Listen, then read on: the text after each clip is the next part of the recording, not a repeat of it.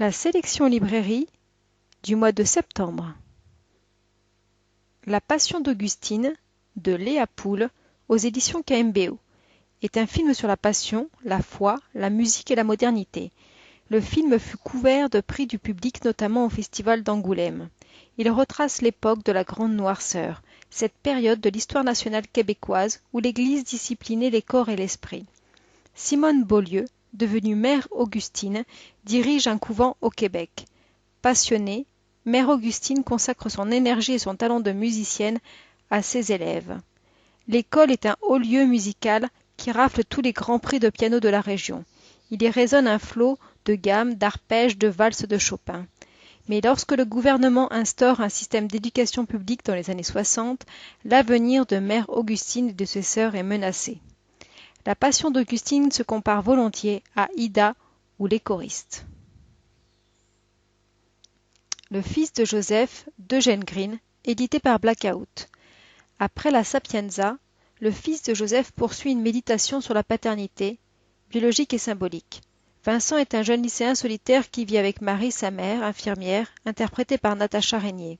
Il n'aurait pas de père selon elle, mais un père biologique qui l'a renié, l'éditeur Oscar Poménor, interprété par Mathieu Amalric. Le film suit le parcours de Vincent à la recherche de son père, le conduisant à rencontrer son oncle Joseph en qui il trouvera un père de substitution.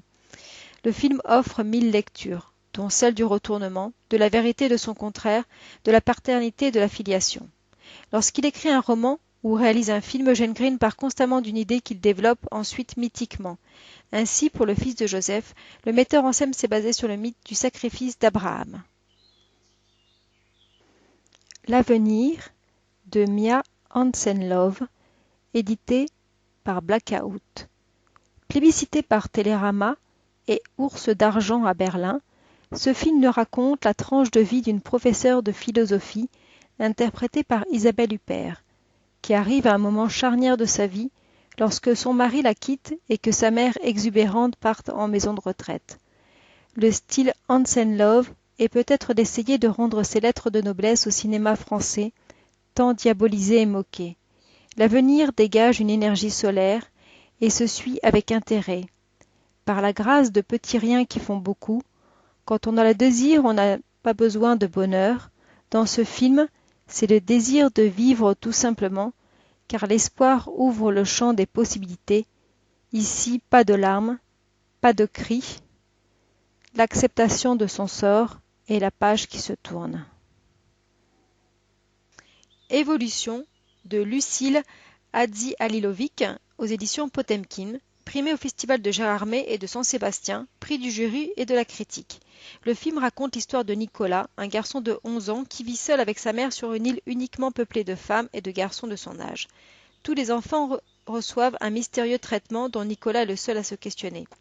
Si Innocence, son précédent film traitait du passage à l'âge adulte par l'apprentissage, Évolution s'y focalise du point de vue de la fécondité. Nous passons ainsi de l'école à l'hôpital avec toujours cette même fascination pour une petite société suivant ses propres règles.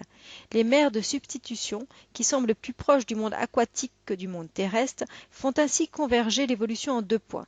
Tout d'abord une évolution sereine de l'enfant dont le corps change durant l'adolescence, puis une évolution qui nous semble moins naturelle, centrée autour de l'idée que seule la fécondité permet le passage à l'âge adulte. L'auteur construit ainsi un univers fantastique, d'une richesse impressionnante, baigné dans une ambiance à la fois paisible et effrayante. Les mondes que crée Lucile sont à la fois confortables et dangereux, l'ombre des adultes à la fois bienveillants et sadiques planant sans cesse au-dessus des personnages. Le bois dont les rêves sont faits, de Claire Simon, édité par Blackout, est un documentaire où la cinéaste nous emmène en promenade au cœur du bois de Vincennes, à la rencontre de la diversité de ceux qui le traversent, où chacun nous raconte son paradis retrouvé ou imaginaire, loin de la ville et du tumulte du quotidien. Plébiscité par Télérama, c'est un voyage poétique des urbains stressés en quête de nature, où le bois raconte les gens et les gens racontent le bois. Les éditions Arte nous proposent une version restaurée du film culte de Nagisa Oshima, L'Empire des Sens. Ce film est inspiré de faits réels. En 1936, au Japon, un couple défraye la chronique en vivant une passion charnelle extrême. Bien plus qu'un simple divertissement osé, le film interroge les limites de l'érotisme, les relations entre raison et passion, l'essence du mot sens lui-même, et peut être vu comme une illustration de la phrase de Georges Bataille: de l'érotisme, il est possible de dire qu'il est l'approbation de la vie jusque dans la mort. Arte nous propose ainsi de découvrir ce film culte dans une version intégralement restaurée qui fut présentée au Festival de Cannes en 1975 et qui connut un grand succès cinématographique dans un coffret prestigieux contenant des interviews, l'histoire du film ainsi qu'un livret de 15 pages. La saison des femmes de Lena Yadav, édité par Pyramide, nous raconte l'histoire de 4 femmes dans un petit village en Inde qui osent s'opposer aux hommes et aux traditions ancestrales qui les asservissent. Portées par leur amitié et leur désir de liberté, elles affrontent leurs démons et rêvent d'amour et d'ailleurs.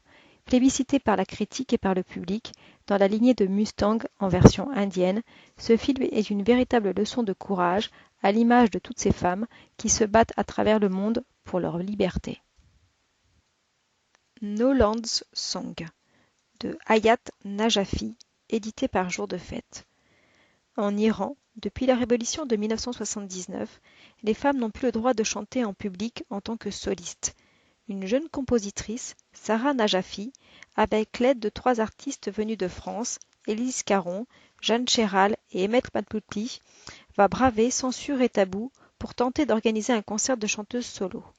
Ce documentaire rend hommage à toutes les chanteuses iraniennes qui ne peuvent se produire en soliste, révèle la brutalité et la perversité de la dictature des mollahs. Le film est instructif et émouvant, il remet la place des femmes dans la musique iranienne. Avec No Land's Song, les chanteuses veulent faire entendre leur voix, un film à voir et à écouter. Homeland, Irak, année zéro. Le documentaire monumental du réalisateur franco-irakien Abbas Fadel, édité par Blackout. C'est un grand voyage, documentaire et intime et politique, au cœur d'une famille irakienne après l'invasion américaine en 2003. Un film simple et direct où Abbas Fadel, élève de Serge Danet, nous emmène vers un cinéma horizontal, reposant sur la relation aux sujets filmés, pris comme des sujets et jamais comme des objets, ce qui implique une caméra à l'écoute. Une approche différente des cinéastes tels que Frédéric Wiseman, William Klein ou les frères Mélès, qui cherchent une objectivité visuelle fondée sur une invisibilité théorique du filmeur.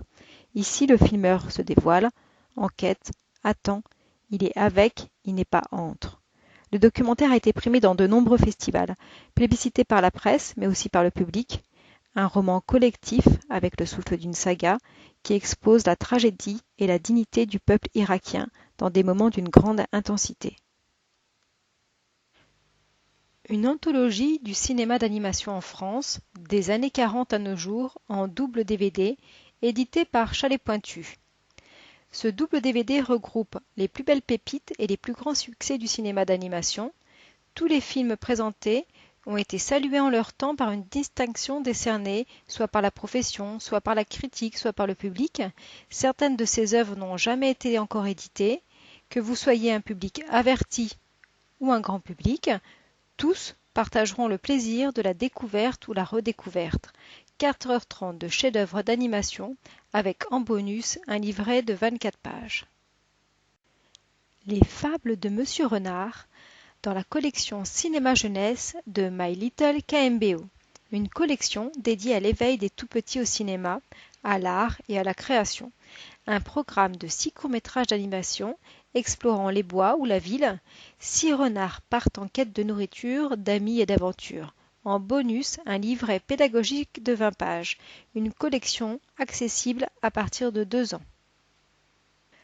Un océan de vie est une collection éditée par Label Bleu. Elle nous fait découvrir à travers 2 DVD la mer Méditerranée et de l'Arctique au tropique. Une série conçue en soutien avec l'association Océan de Vie qui nettoie les fonds marins et préserve ses habitants. Chaque DVD comprend 20 séries d'1 minute 30 pour apprendre la vie d'une espèce marine de façon ludique et originale. King, de Montgomery à Memphis, aux éditions Z. Ce documentaire incontournable, inédit en France, a été réalisé par 2 cinéastes de renom, Sidney Lumet et Joseph Mankiewicz.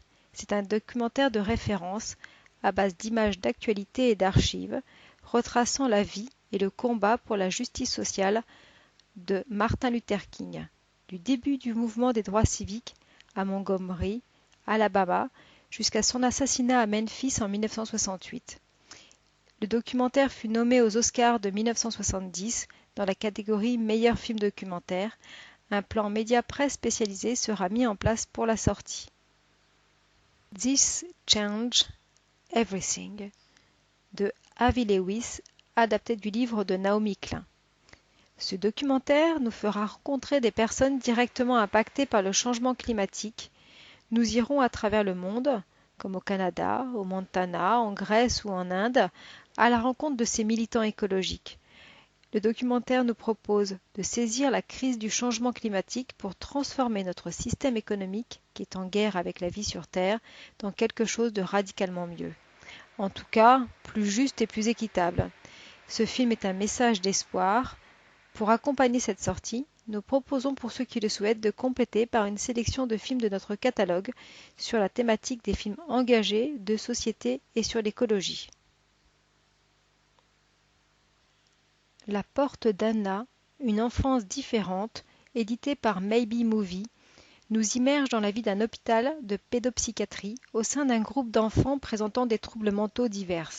Sans a priori, sans regard polémique non plus, nous partageons le travail inlassable, titanesque et profondément humain qui est accompli au jour le jour par les soignants et les éducateurs.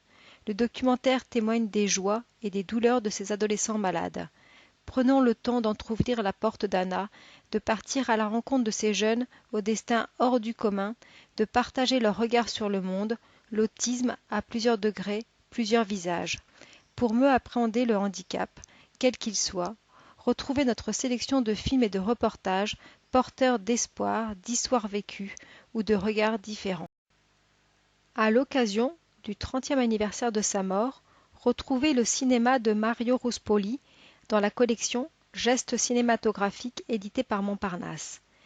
Mario Ruspoli est un cinéaste vérité qui a toujours cherché à se rapprocher au plus près de la réalité humaine. Ses films, qui ne ressemblent à aucun autre, constituent aussi une aventure singulière et personnelle. Sa manière si particulière de caresser le réel finit par forcer la sensibilité de tous. Chaque film retrace l'histoire du documentaire. La collection Gestes cinématographiques, c'est aussi Jean Gomy, Jean Rouch, Denis Gerbrand et Fernand Deligny. Les Shtisel, une famille à Jérusalem, produit par Pretty Pictures. Après le succès de la saison 1 avec plus de 4000 DVD vendus, retrouvez la famille Shtisel dans de nouvelles aventures. La saison 1 est toujours disponible. Cette série a été plébiscitée par la critique et par le public.